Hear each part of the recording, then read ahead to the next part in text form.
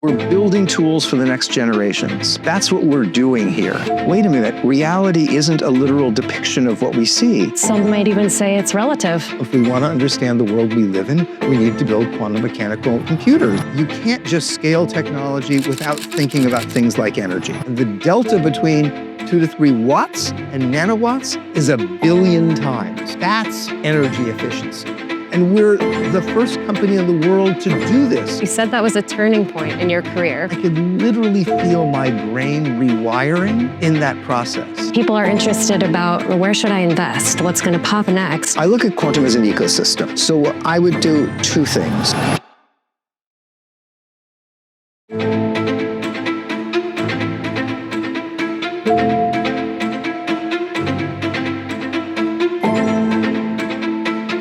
I'm Joanna Guy, lead technologist with Booz Allen Ventures.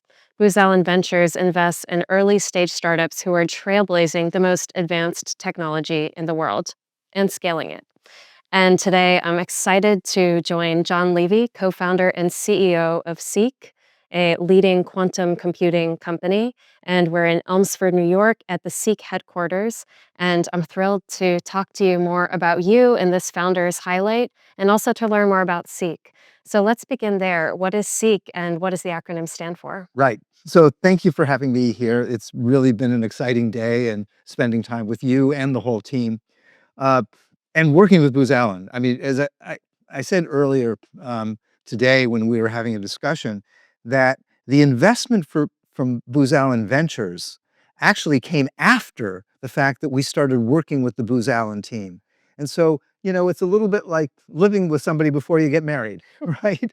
You try it out. And we worked together for a year and it worked really, really well. And we were both excited to be able to do this. So thank you. So SEEQ stands for, it's an acronym for Scalable Energy Efficient Quantum Computing. And it's funny because you were mentioning in your introduction the idea of investing in leading edge technology and scaling them. And we had the same idea, which is that we have a leading edge technology that we need to scale. But we also know that the world in which we live, that you can't just scale technology without thinking about things like energy. And if anything, maybe scaling doesn't just mean making a system more powerful or bigger, but making it more energy efficient, that's an inherent part of what scaling should be. And so when we began SEEQ, that was our goal. Our goal was, how can we take these incredibly complex quantum computers? And I can't overestimate or over-describe the complexity and how difficult it is to build a quantum computer. And imagine for a moment that you could take all of that complexity and put it on a chip. Well, first off, that sounds exactly like what happened in the computer industry, the classical computer industry, going back from the days of the ENIAC to even, the days of, early integrated circuits and just, arrays of transistors to the point of where we are today. And paint a picture of the ENIAC for me, because from what I understand, that was 1946, and it was a supercomputer that basically filled up an entire room, looked like a switchboard.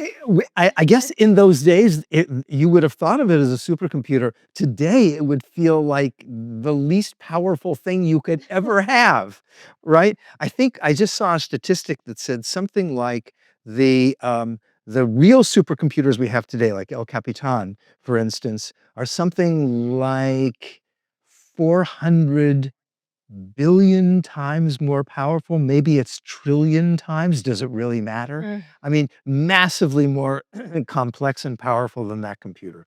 But that computer was a digital computer made of something like 17 or 18,000 vacuum tubes and telephone style connectivity with, cables that were connecting everywhere to everywhere else. And it was clear that you could, at that time, build a classical computer. But the question was, how are you ever going to scale it?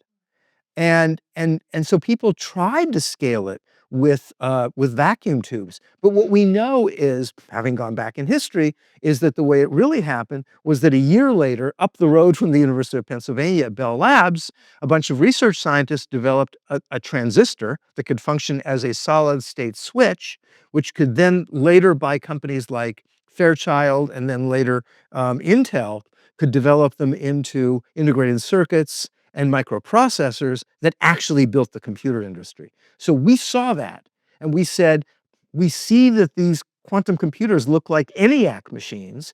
How are we going to make them look like modern computers that we have today? And the answer was build it on a chip.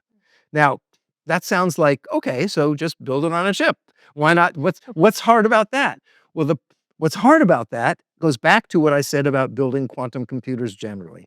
They are very, very difficult to build because they require huge amounts of insulation from the environment, from the world, for you to be able to observe the quantum state and to be able to manipulate the quantum state, which is what you need to be able to run a quantum computer that can run algorithms. You can't use all the core technology that we know how to build today, exquisitely well how to build today, like what NVIDIA builds with the most advanced GPUs, because they use too much power, that generates too much heat, that has to be dissipated, that destroys the quantum state. So we needed to develop a whole new technology in order to build that chip. And not only that, we have to be able to manufacture that chip and test that chip. And we're the first company in the world to do this, meaning we had to even think about how do we invent the tests to determine whether our chips are working. And if they're not, what's affecting them? And how do we change the designs? So we figured out how to do this. And we are continuing to figure out how to do this. And so our goal now is to build scalable quantum computers based on these chips. So conventional quantum computers, the kind that are built by kind of the leaders in the industry, require about 2 to 5 watts of power to control a single qubit. In our case, doing it on a chip with our technology and doing it digitally, we can do it in 3 nanowatts. And the delta between 2 to 3 watts and nanowatts is 1 billion times, 10 to the 9th. That's energy efficiency. And that scales, by the way, not just at the chip level, but also at the system level. So we can think about building quantum data centers, again, thinking about today and classical data centers running AI, needing maybe nuclear power plants, we can think about running data centers that can run in tens of kilowatts, not tens of megawatts. It goes back to what we're doing here. We are building a computer of nature. That's how I often think about this. And it doesn't mean that it's alive in a sense. I mean, we're making it out of chips and stuff like that. We're not using switches, like a light switch isn't alive, but an artificial orbital that's representing an electron or a subatomic particle is the essence of nature. And therefore, it's the inspiration that Richard Feynman said, that the world isn't classical, it's quantum mechanical. And if we want to understand the world we live in, we need to build quantum mechanical computers or machines. That's what we're doing. Absolutely. And this concept of aliveness is also communicated well by Gary Zukov in his book, The Dancing Woolly Masters. And this concept that electrons are always in motion at the atomic level, nothing is ever static. Right. So how does that concept of change is the only constant Right. impact your work? How does that inspire you? Well, it's change, and it's even more complex because it's probability. Right? We can't, if it's one thing to say things are changing and we can see how it's changing and we can measure it and we can predict it. But when things are probabilistic, it means that we have to have a different view of the world. We can't view the world, we want to view the world deterministically. And we were all brought up that way. We're all classicists in that sense, right? We all feel comfortable with, computers that can give you the right answer. We feel less comfortable with computers that give you an approximate answer, right? And we don't want to be able to, we want, things that are grounded and practical, and we think that's the right thing. Yet that's not the world we live in. And we're always surprised by that. There are things that people come up and they say, oh, well, that was random. Well, maybe you think it's random, but it's within the realm of probability, right? And what we're building here are probabilistic computers. And interestingly, by the way, as we develop AI, we begin to realize that we're building probabilistic software. And ultimately, I think, AI is going to want to run on quantum because it scales exponentially the same way large language models do. And it's probabilistic the same way AI algorithms are, compared to running on classical chips, which are deterministic and scale linearly. And so the, you know, we're just not, we are people who are building, and some of our guys out here talk about this all the time. We're building tools for the next generations. That's what we're doing here, because we ourselves are not quantum natives. We are classical natives. And I kind of think about this from an art perspective. If we think about how we express the world, how we see the world, artists are really great at that. So if we think about what, an Egyptian artist might have, if they wanted to do a portrait of you and as a sculpture, you might be standing there with your arms like right next to your. As long as I have a sphinx by my side. Right. But then if you look at, what it looked like in the early Renaissance, it looked much more realistic. And then, Giotto comes around and you have perspective and suddenly that's realistic. And then flash forward a few hundred years and you have photography. And you say, no, that's realistic. And then you end up at the early part of the 20th century and people like Malevich or Kandinsky or whatever come up with truly abstract art, purely abstract art. And they sort of say, wait, showing images of, realistic images of people is not the point. The point is to try to capture the complexity and the beauty of our world, and we're doing it in an entirely different way. Hilma af Klint was actually a fully female pioneer. That's right. Exact type of abstract painting, and that actually channeled concepts that are related to quantum and this understanding of our natural world. That's exactly right. And her work was seminal in that way. And so my only point is that when you look at these periods of art, at each time, everybody at that time said, that's reality. And then, then our tools would move and our ability to express what we're seeing in the world would change. And they'd say, no, that's reality. That other thing, that's old. And then we suddenly can say, wait a minute, reality isn't a literal depiction of what we see. Some might even say it's relative. Correct. There you go. I want to go back a little bit and pull the thread on the compatibility between artificial intelligence and quantum computing. Yeah. Because in the market, in the cultural conversation, they're often pitted against one another. We saw that Jensen Huang made some comments at CES about quantum being on the horizon, and the markets crashed practically overnight. Right. But I understand from what you're working on here at Seek that CPUs, GPUs are compatible with QPUs, and that's what you're doing. So could you speak a little bit about how these two technologies can come together? Right. So it's easy to think about processors, just computer processors, forget what kind they are, as being sort of faster, better, cheaper versions of the previous generation. So you could think maybe, there have been lots of different ways of people speeding up processors, and most recently people doing multi-core processors and things like that. And you have this kind of accelerated computing model. And so you can think about a CPU is doing instructions serially, and a GPU doing instructions in parallel, and massively parallel. And so that's just a kind of accelerated version. When you add a QPU, you're not accelerating the thing you're doing unless there are some ways you could, but generally that's not what you're doing. What you're doing is you're able to work on an algorithm that's fundamentally different, that's so-called NP-hard or intractable, something you can't do on a classical computer. So the idea is that and I just mentioned this idea of probabilistic algorithms, for instance. And you can do that on a quantum computer. You can't necessarily do that on a CPU, for instance.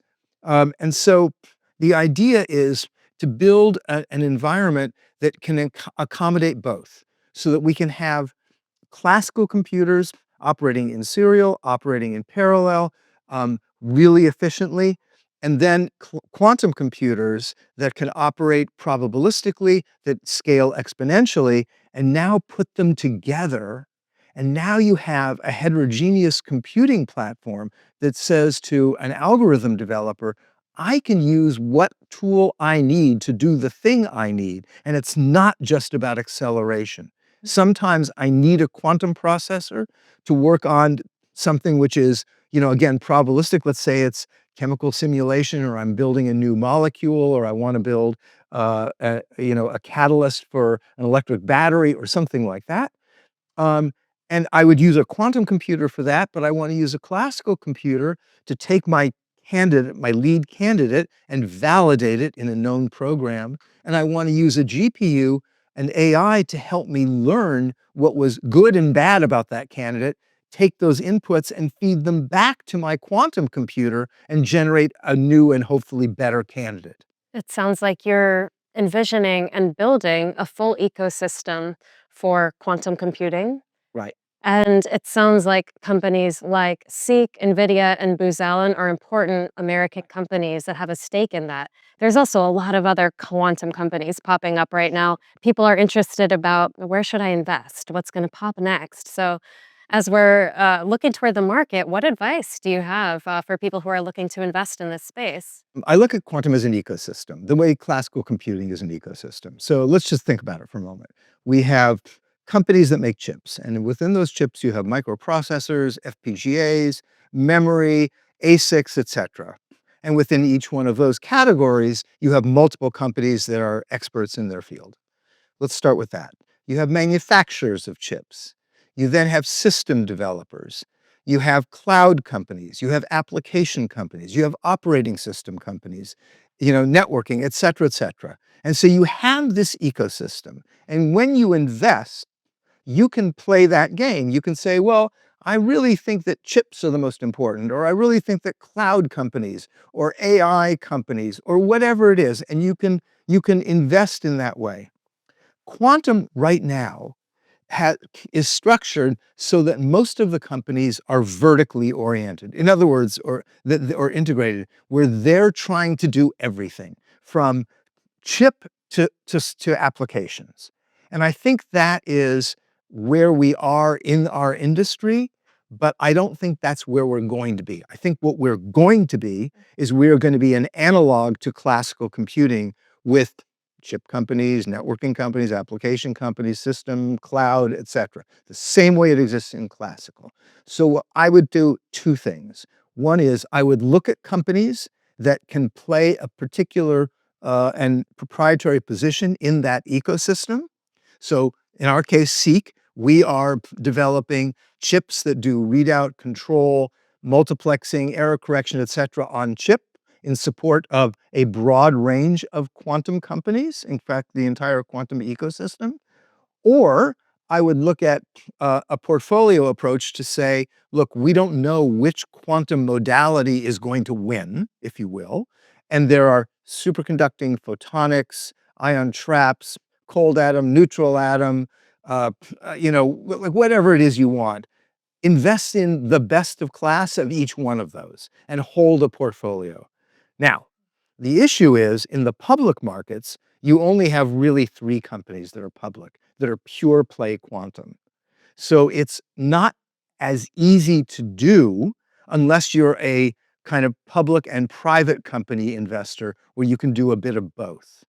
And so I would argue again, take a diversified approach in terms of the qubit modality and invest in an ecosystem approach that looks across the entire community and make an investment there.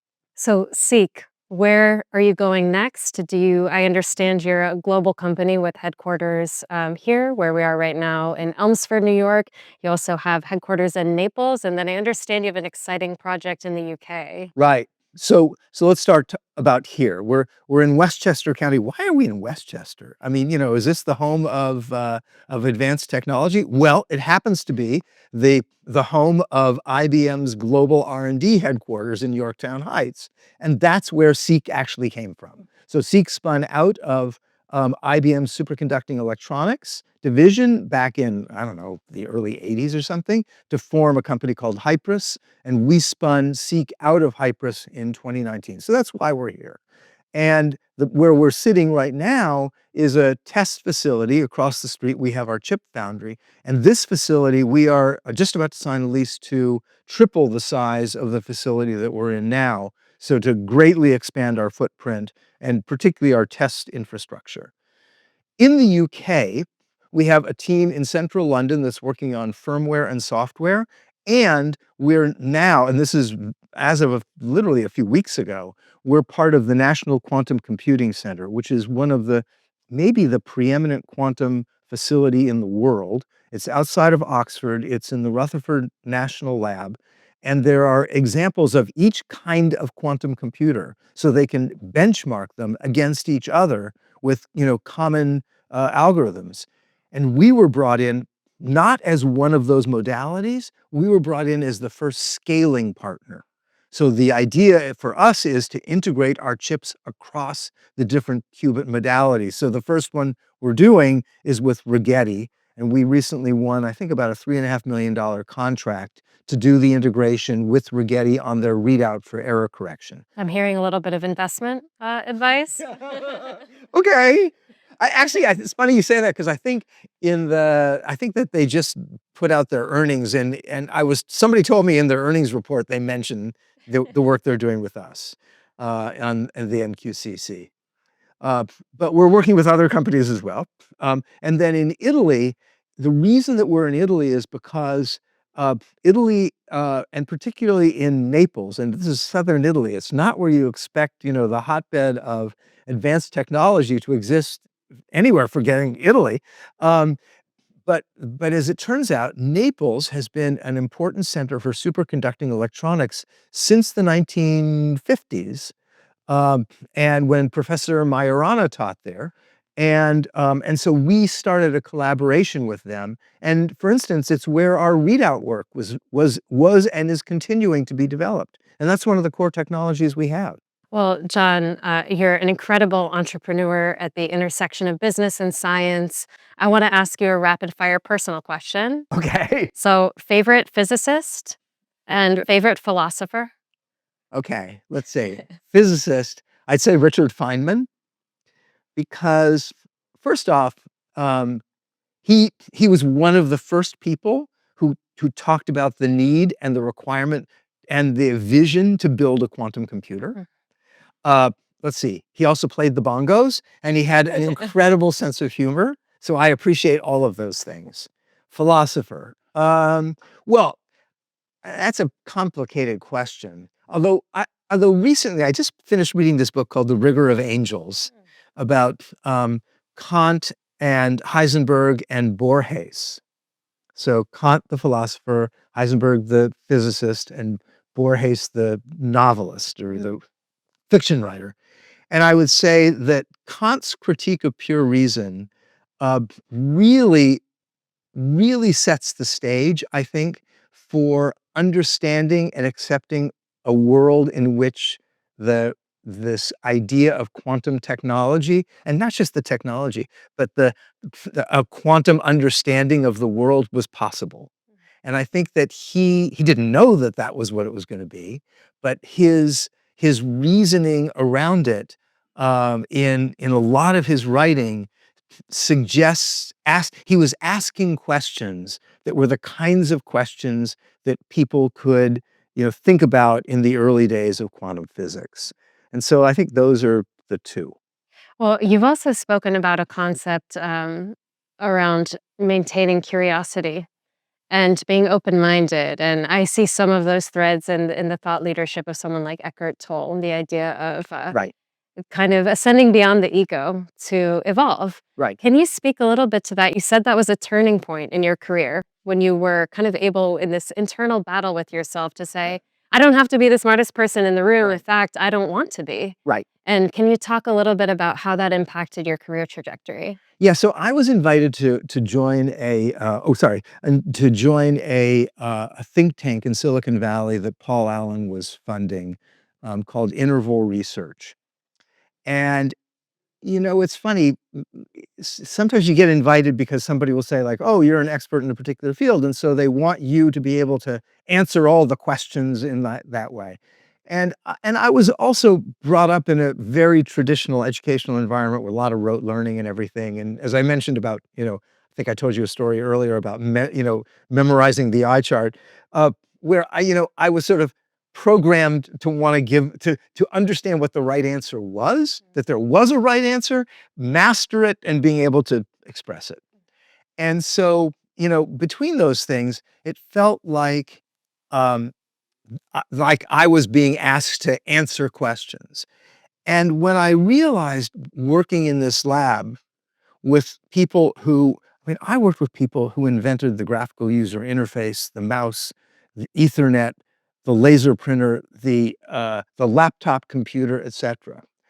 And I would learn from them that they weren't there to answer all the questions, or to answer all the questions. They were there to ask better questions, A, and B, to kind of put all preconceived notions out of their head and try to get to a point, a kind of beginner's mind idea where they could actually just be open to the data, open to new possibilities, enhance creativity, and being able to find easy ways to come up with new ideas and build them and show them to people and get reactions and just kind of go in different ways and being able to kind of riff in a way that was not what I was used to. And so it took me a while, and I could literally feel my brain rewiring in that process. Mm. It happened when I went to college, it happened when I went to HBS, it happened when I was at Interval. I can just feel this sort of evolution in my own head of my brain actually changing along the way. And sometimes it didn't feel good, and sometimes it felt like an internal battle. But but I always emerged, being able to go and do more interesting things, I think. Well, John, you are pioneering and demystifying one of the most complex fields that we know of right now. And you've IPO'd 3 companies. You have this incredible intersection of business expertise and creativity, drive, ambition. I want to take it back to when you were a kid. Okay. What inspired you? What was one of the first things that you built? What was one of the first complex problems that you wanted to solve? Where did this begin? All right. So let me go back to when I was, I don't know how old I was, 3 or 4 or 5, whenever you learn how to read. Uh, and I was trying to learn how to read. And I was trying to, and I actually wasn't quite sure why you wanted to do that. And it occurred to me as a really little kid that the reason you wanted to learn how to read was so you can make things. Because you could read about a thing and it could tell you how to make it.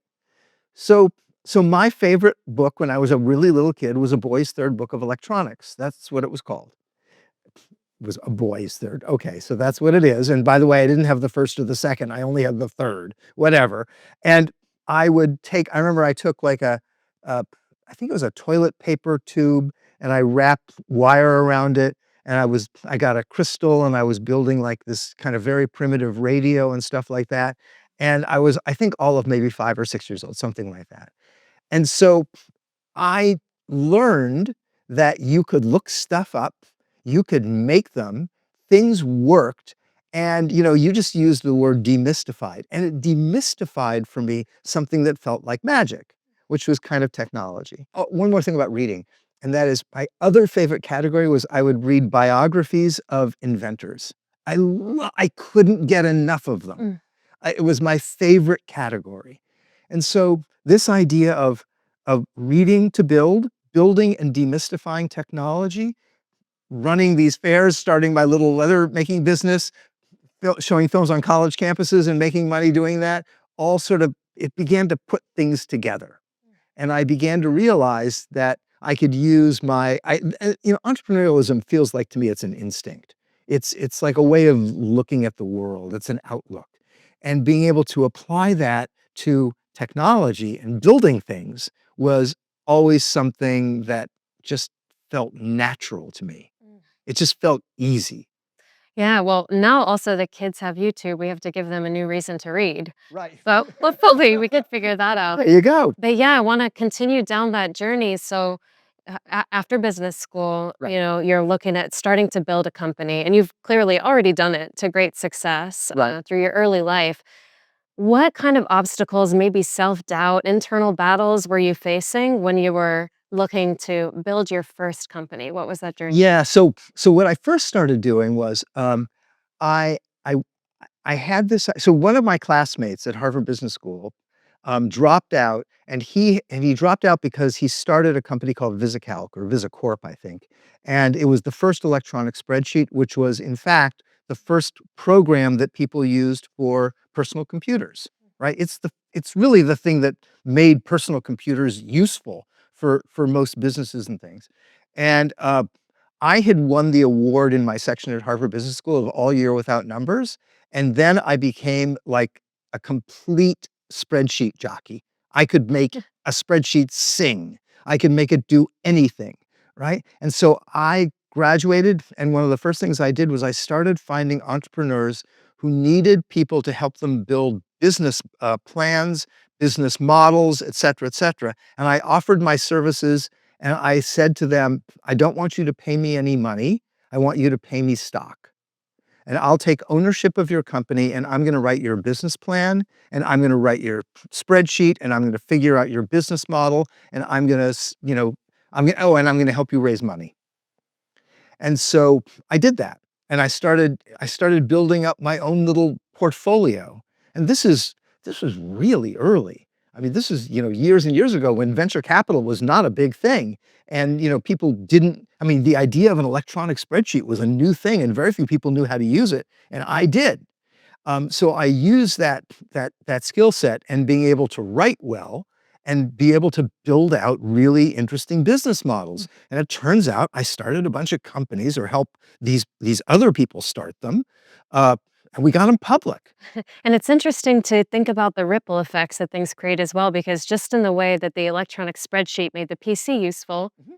that's what you're doing for quantum computing Right. at Seek. Right. So, can you talk about that parallelism a little bit? Well, so I mentioned, I worked at a think tank in Silicon Valley, and it was run by a guy named David Liddell. And David Liddell worked with Bob Metcalf at Xerox PARC, and I think in the late 1970s, developed the Xerox Start, which is the computer with the graphical user interface, mouse, Ethernet, laser printer, etc. In other words, what we think of as the modern computer. And oh, by the way, that's what Bill Gates and Paul Allen first saw to inspire them to make, to build Microsoft. And it's what Steve Jobs and Steve Wozniak saw to inspire them to build Apple. It was the Xerox Star. And so I worked with the guys that developed the Xerox Star. And there were other people there who had invented things like the laptop computer, or, Glenn Edens, or Lee Felsenstein, who started the Homebrew Computing Club. And these were the real pioneers of modern computing. And I was in a lab with them, working with them. And so what it inspired me to do was to say, well, okay, they developed this generation of computing. What am I going to do to advance the next generation of computing? So the first thing I did was I started working with a team there, some really gifted technologists, and we started essentially the first computer vision company. So, we all use, Zoom virtual backgrounds, and our team developed those in 1995, right? And we eventually did this for Intel. That became our prime investor with Paul, and I was the CEO of that company, et cetera. And can I just interject and ask, how did you even know what the interface would be like in 1995 to build a tool that, we came of great use during the pandemic when we all Right. had to work on Zoom? Well, it Having goes, able to visualize that. well, it goes back to this idea of kind of beginner's mind. We started a program. It was really interesting about how we did it, and how we sort of discovered the various use cases of computer vision. Computer vision at the time was machine vision, which was like rote inspection of something in a manufacturing lab, like scanning cans or something like that. And computer vision was trying to use a higher level semantic and more intelligent understanding of the world, of more complex signals. So if I wave to you like this, it might interpret that as hello, right? That might be an example of computer vision. But we were looking at, tracking technology and digital subtraction and compositing and just these different techniques that we developed, but we played them out by going to people's houses and asking them very naive questions. And we would bring videographers with us. And I worked with a dancer, a cellular biologist. We had these disciplinary teams of people. And we were running this project called Project Symmetry, which was about, this is kind of crazy, but about the symmetrical creation and consumption of media. Because prior to that point, media was created by these very specialized people and everybody consumed it. And we were trying to make a more symmetrical relationship. So we started thinking, could we use these techniques, these technologies we developed to democratize the creation of media and make things that were kind of more interesting? So I'll give you an example. I don't know if you remember a show, Blue's Clues. Yeah, of course. Do you remember that show? Absolutely. Okay. So we said, what would happen? And the conceit of the show was that there was a host named Steve. He would look out from your TV and he would say, "Hey, do you want to play with Blue, my dog? And we can go on an adventure." And we said, well, what would happen if we took this Brechtian concept and broke the fourth wall and had it so that Steve could actually see you and you could enter that world? And so we built content around Blue's Clues where we actually captured your video image, separated from the background, put you into the virtual world, and you interacted with it. And it was as if you were in Blue's Clues. And oh, by the way, we recorded it while you were doing it. So at the end of it, you had made your own content automatically of Blue's Clues with you in it. We did this in the mid-90s. And this came from just ideas we had. Wow. I mean, people still aren't doing things at this level. But we were thinking about this. So things like doing, background subtraction and compositing for video conferencing for us was like children, like play. It's an incredible intersection as well of social and behavioral science Right. and the arts and hard science. So can you speak to now in building Seek, how you still take that same cross-disciplinary approach in your work here and how that inspires you? It's everywhere. It's funny because, if you come to our headquarters, you'll see we have murals on the wall and we have sculptural pieces made of the parts that we use to build our chips and things like that. And I constantly I'm constantly animated by the creativity of art to help inform our science and our technology. It is absolutely essential to my being and how I view the world. Another thing that really resonated with me are the sounds of the quantum lab here. They're foreign to me, almost a musician. I've never heard sounds like that. So could you also speak to music a little bit and maybe just what your personally favorite genres are and that Yeah. how that art influences you? So it's very funny. Frederick working on our marketing and branding and kind of creation that we have here. He and I had this conversation before about wanting to capture the sounds of what we're doing as a kind of music. And I think that maybe they're even on Spotify or they're somewhere out there is a recording of what the sounds are here because they're important. The kind of chirping of our dilution refrigerators, remind me of the chirping of, what you could say birds or whatever, but like these sounds are connected to me. And I'm massively interested in music and go to hear live music and go to hear so many kinds of music you can't imagine. I have very, very broad tastes in music, is just to say. Well, they're the sounds of the future. It was Right. incredible to experience today, and I imagine maybe someday hearing them in a spaceship. Why not? But to take it a little bit more practical, Right. how do you see this shaping industry, within maybe the next 10 years? By the end of next year, we will have all core functionality of a quantum computer operating on chip digitally. at low latency, extremely high speed, and with the demonstrated ability to integrate into superconducting quantum computers.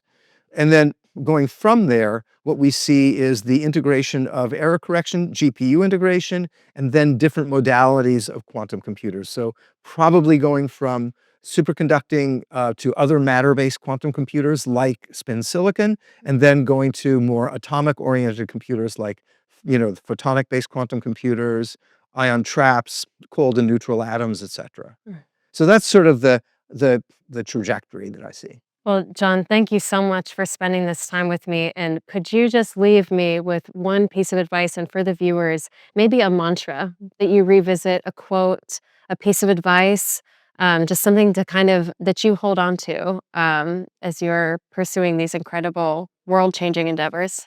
I keep wanting to discover the biggest problem I can find.